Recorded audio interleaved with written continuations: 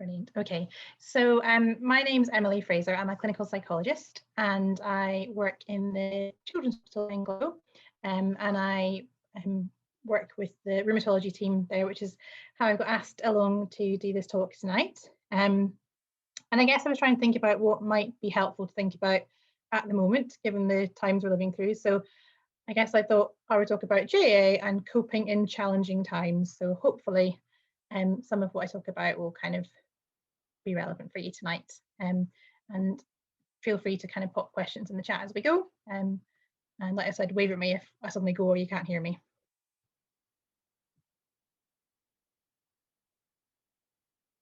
Just trying to, there we go. First challenge, making the slides go forward. So I guess I wanted to think about sort of people's journey with JIA and think about from kind of diagnosis, so adjustment as a family, and then thinking about kind of coping. So what can you as parents do to help kind of your children with coping with it, and also to kind of, I guess, help yourselves cope with it, thinking about sources of support, and then how we might go about accessing further support if and when it's needed. And I put this quote in because I think it kind of fits really well for things. I think families facing serious pediatric illnesses are essentially ordinary families facing extraordinary stressors. So nobody asked for this to happen to them, you know, nobody wanted this, but I think, you know, it's about how you cope with these things when it come up. And I guess also important to note that most families cope really well without requiring referral for any specialist support, but I think it's just useful to think about how you do that if you need to. There we go. So I don't know if people have seen this diagram before, but it's a sort of transition curve by Kubler-Ross, and I think it's just helpful thinking about kind of your journey as a family from getting a diagnosis to managing treatment to managing changes that come up, both in terms of maybe treatment and the condition, and also just changes that happen in life. So moving from nursery to primary school to secondary school, to kind of moving on to adult services. And I guess it's that kind of idea that it's not a linear thing. So it's not that you kind of go along this curve and then when you get to the end, that's it, you're done. It's acceptance and new goals and integration. It's that you'll journey backwards and forwards along this curve along your journey with JIA. So that wherever you are in it, it's okay. And over time, things will move backwards and forwards over that, both for you and for your child.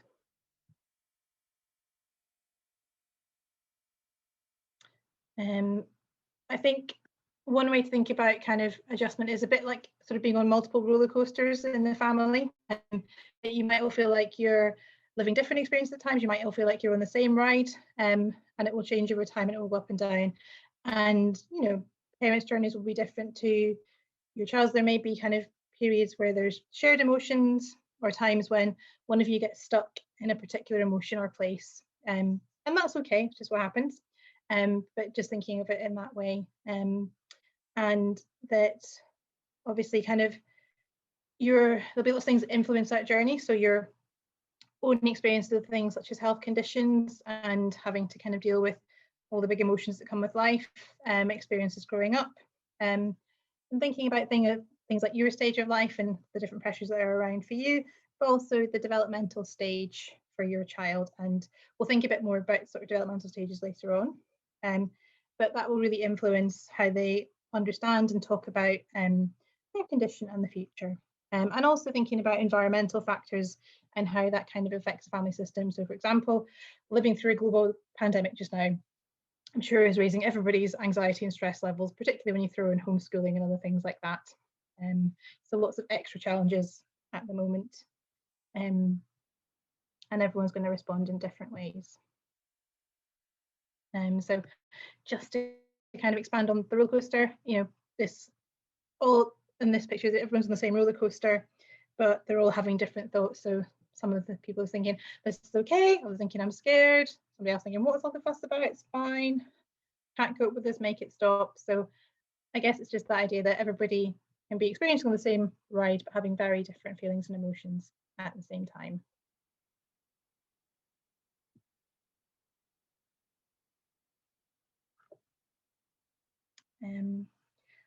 Another kind of way to help you think about it is that this sort of JIA diagnosis, this condition, is only one part of your family, one part of your world, but at times it can feel like it's kind of taking up the whole of your world.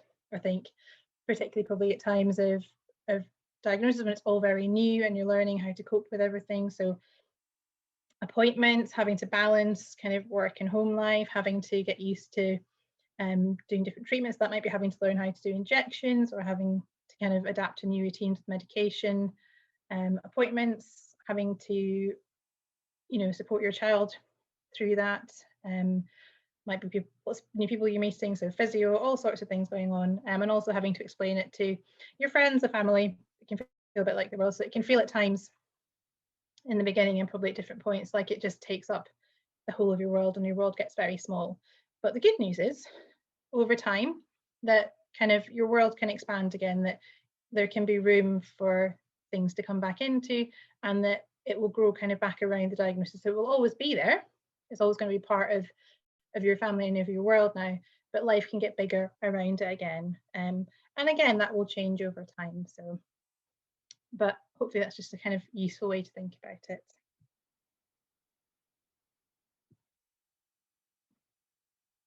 So I wanted now to kind of talk about things that kind of you as a family can do to help with this kind of adjustment journey, to help with coping. And I wanted to think a bit about in the next few slides about modelling emotions and being able to contain your child or young person's feelings as they come up, thinking about problem solving, understanding developmental stages, and a really important one, self-care and kind of trying to manage the competing demands that life and managing a health condition can throw at you.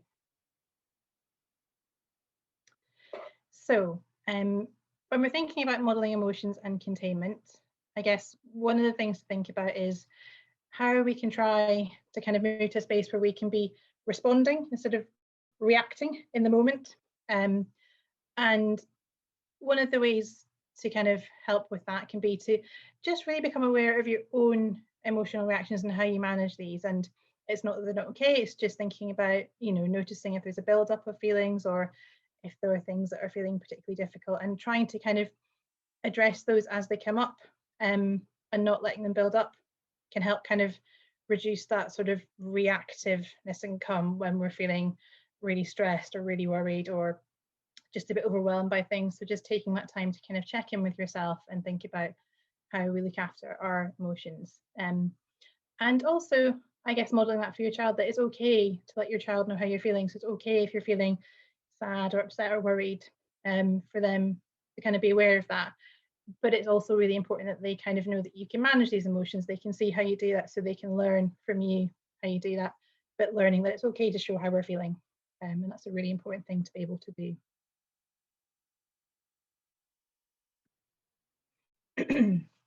Problem solving is, I think, something that we all do all the time, often unconsciously, but I think it can just be helpful just to reflect on that for a little bit. And that if we're thinking about when we're feeling stressed or burnt out, I think tackling problems can feel a bit overwhelming at times. And it can be something that we can all be guilty of kind of procrastinating around or kind of putting aside because you think, oh, it's just a little problem, but then that kind of can build up into a bigger issue. So it's always good to try and kind of take time to deal with things as they come up, although I know it's not always possible in life. And I guess this is just one way to think about problem solving that can be useful to kind of sit down and go through together with your child, or for you to kind of work through and then talk to them about it. So I guess the first step is to identify the problem, and then generate ideas. Doesn't matter how ridiculous they are, about how you can manage it, how you can deal with that. Think about the pros and cons for each idea, and then plan when you'll kind of try and put that idea, that solution into practice. Do it and then see how it goes, and then you might have to start the whole cycle again. So I guess it's, like I said, just trying to kind of break down what we all do every day, but just helping kind of to teach, the children and young people how to do that for themselves as well, because it's a really useful skill to have in life in general, not just when we're thinking about health conditions.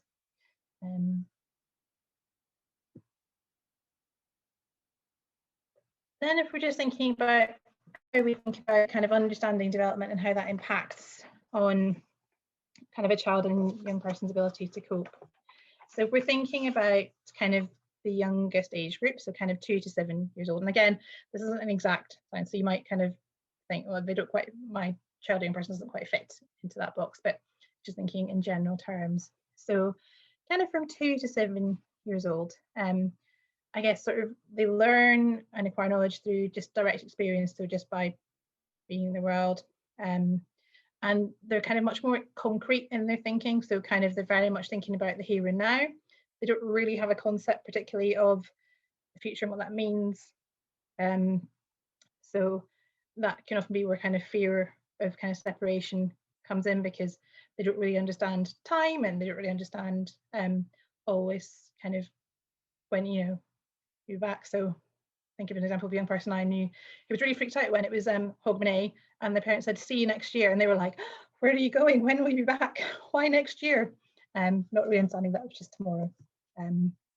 And at this kind of age, their understanding of illness isn't right. They kind of, they're just beginning to learn how the body works. They don't really understand how illness works, so they can think that it's kind of a punishment for doing something wrong, or where magical thinking can come in, where they sort of might think, I thought something, so I caused it to happen. And at this kind of age, they often think that all illnesses are contagious. So, you know, they might think, oh, if I touch somebody, they might catch what I've got, or other young people or children the same age might think that the same thing. So that, oh, run away, don't want to touch and catch that. And at this age, sort of routine and reassurance and that kind of security of knowing kind of how their world is working is really important to them. From the age of sort of 7 to 11, they're sort of becoming more aware of illness. They're aware of kind of it's sort of something that happens that internally, that germs can play a role in it, but not all illnesses are contagious. They're becoming more aware of kind of death and that people die. They're beginning to kind of really sort of develop cognitively and they experience new emotions, but they don't always know what to do with those. So that's often when you can kind of have lots of behaviours coming out, because they just don't quite know what to do with all these new feelings that they're getting. And things like magical sort of thinking start to sort of decrease around this age. So they're becoming more sophisticated in their thinking. And then when you get to kind of 11 plus years into the teenage years, they're beginning to have kind of much more sophisticated understanding. So they know that things like sort of emotions, so feeling anxious, feeling worried, feeling stressed, can have an impact and kind of exacerbate illness. They're beginning to kind of develop their own coping mechanisms and beginning to kind of want to be more independent from their parents. But illness can clash with those kind of developmental tasks, so it can often get in the way of that. It's where kind of adherence issues can often be at peak. So, you know, it's often where young people start to question the medication, start to sort of not want to take them. And although their thinking is more sophisticated, they don't really understand the long-term impacts for them if they stop taking things, or if they kind of say they're doing it but they're not. They're becoming more aware of their own mortality, and there's also that sort of increased sense of difference. So they're very much becoming very aware of the things that make them different from their peers. And you might start to have lots of conversations about kind of, why me? This is, you know, so unfair, and it is really unfair. But that's often where it starts to come out, as they become more aware of their differences from their peers, and maybe not being able to do everything that they want to do, or having to think about it a lot more than their friends do. So I guess it's just keeping that in mind when we're thinking about how we explain things to children and young people, how we think about talking about their illness and about their treatments and things. And I guess being mindful, if they were diagnosed when they were much younger, we might need to have those conversations as they get older and their understanding's more sophisticated. I wanted to think a bit now about self-care. I think it's really important to think about that. So thinking about strategies to kind of promote our own well-being, to manage demands, thinking about that in the context of COVID at the moment, which is really, I think, putting lots of strain and pressure on lots of people. And thinking about actually that self-care is not something that's indulgent, it's something that's really important to do, because we don't look after ourselves, and if young people look after themselves, then we're at risk of burnout, which impacts on all kind of aspects of life. So it's really important to take the time to look after yourselves. And I just wanted to think about with you the kind of ABC of self-care. So thinking about awareness, balance, and connection.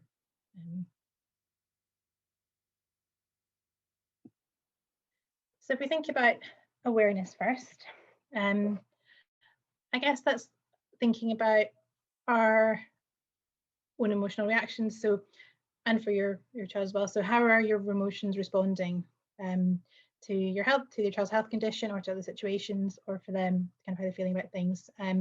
Thinking about our behaviour, you know, are you acting differently? Are you more irritable? Are you kind of removing yourself? Are you isolating yourself from things? Are you just feeling a bit kind of numb and switched off about things? Thinking about our own thought patterns. So recognizing if our thoughts are putting us under pressure, if we're kind of having lots of kind of should and must thoughts. So, you know, I should be able to cope with this. I must get everything done today. I must get all the homeschooling done and everything else. And, you know, I think particularly for young people thinking about sort of the demands and pressures of school, the sort of shoulds and musts they might be putting on themselves at the moment as well, in terms of coping with that, and the fact that kind of we switch from, you know, exams to kind of more continuous assessment, things like that. So just thinking about all those shoulds and musts we get caught up in, and then thinking about what helps, what are the kind of activities that are calming and kind of soothing for ourselves. So that might be relaxation, distraction, exercise, doing some yoga or breathing things, or thinking about different sensory experiences. So could be, you know, listening to music, it could be relaxing kind of smells that we have, just thinking about all those things that are kind of soothing our systems a bit. And also just thinking about our own limits. So thinking about when you're at your limit, who can you ask for help? Who can you ask for support? So kind of having a bit of a plan for yourselves.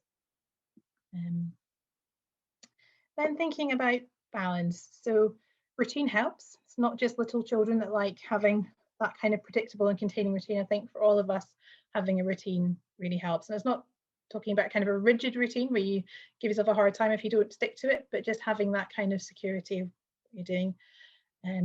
And also just making sure that you're doing the basic self-care. So making sure that you're eating, you're hydrating, you're sleeping, and you're exercising. And thinking about kind of work versus home life boundaries. And I think these are all probably getting a bit blurred for us at the moment, especially if you're working from home and you're doing homeschooling. Just thinking about how you kind of maintain those boundaries and that balance, and kind of giving yourself permission to do that. And also thinking about kind of the things that you enjoy doing, the things that are pleasurable. So when our mood kind of begins to dip and when our stress is high, we often lose our enjoyable activities. So it's just making sure that you keep kind of building those in as much as you can. So having those kind of activities that are just for fun, as well as the routine stuff that we all have to do every day, whether that's house stuff, making sure medications are taken, all those kind of things. So just trying to have a balance of things. And then I'm thinking about connection. And this is obviously different at different moments. And I think at the moment probably have to be particularly creative when you're thinking about connections and maintaining these. And as it's kind of that early warning sign for ourselves and for thinking about people is if you're kind of feeling that kind of loss of connection to others, then that's a kind of bit of a warning to kind of make sure that you're looking after yourself. So thinking about our connection with ourselves, the things that we enjoy, thinking back to that kind of awareness slide, making sure that the things we value that are important to us, we're kind of staying connected to those as much as we can. Staying connected with family members, so having regular check-ins, sort of having different ways to do that. The same with friends, and also with colleagues. If you're working at the moment and working from home, maybe you kind of are feeling a bit disconnected from that. So just kind of making sure that you kind of check with them, and hopefully they're checking in with you, and just thinking about how we do that so we can all keep kind of looking after ourselves. So then moving on to think about sources of support. So yes, there are lots of different sources of support that you can all hopefully access. So the first one that you probably are in touch with is your medical team. So that could be your consultant, your clinical nurse specialist, your physio, your OT, your psychologist, and just thinking about sort of using them when you need to. Family and friends can be a good source of support. And then I guess thinking about sort of peer support and charities and organisations. I guess tonight's a good example of that, thinking about how we connect with people who are kind of going on the same journey as us and can give kind of good help and advice, or you can have sort of peers to chat to, or for young people as well, that they can kind of connect with people who are kind of on the same journey as them. And then thinking kind of further along that road, if you need to, kind of more formal support, like psychology or other kind of services that might be helpful if and when you need them. Just thinking about signs that a child or young person might need extra support.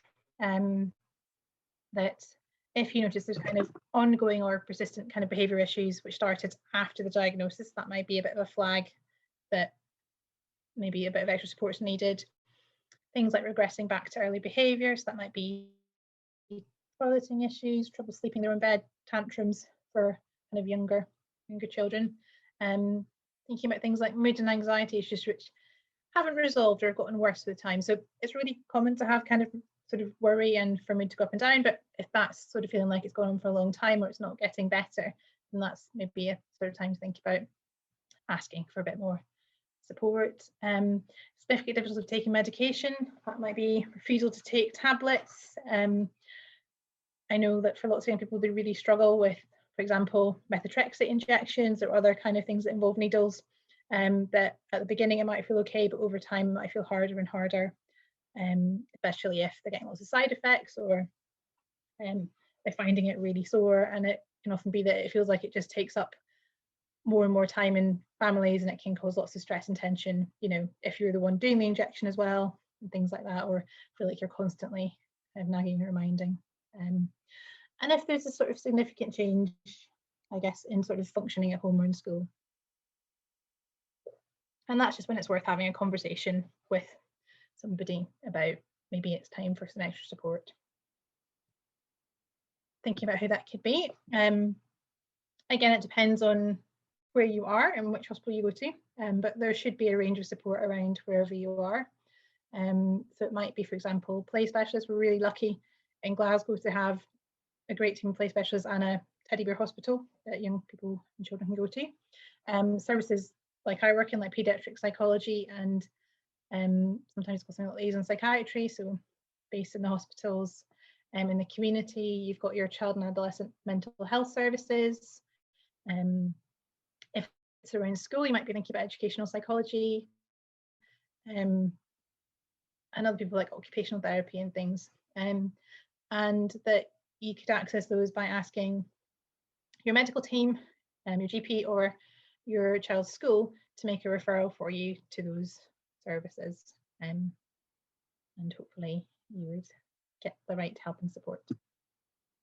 I just wanted to mention these two things. Hopefully everyone's maybe seen or heard of them. We've got the hospital passport, which is probably more for younger children, although older children can use it as well.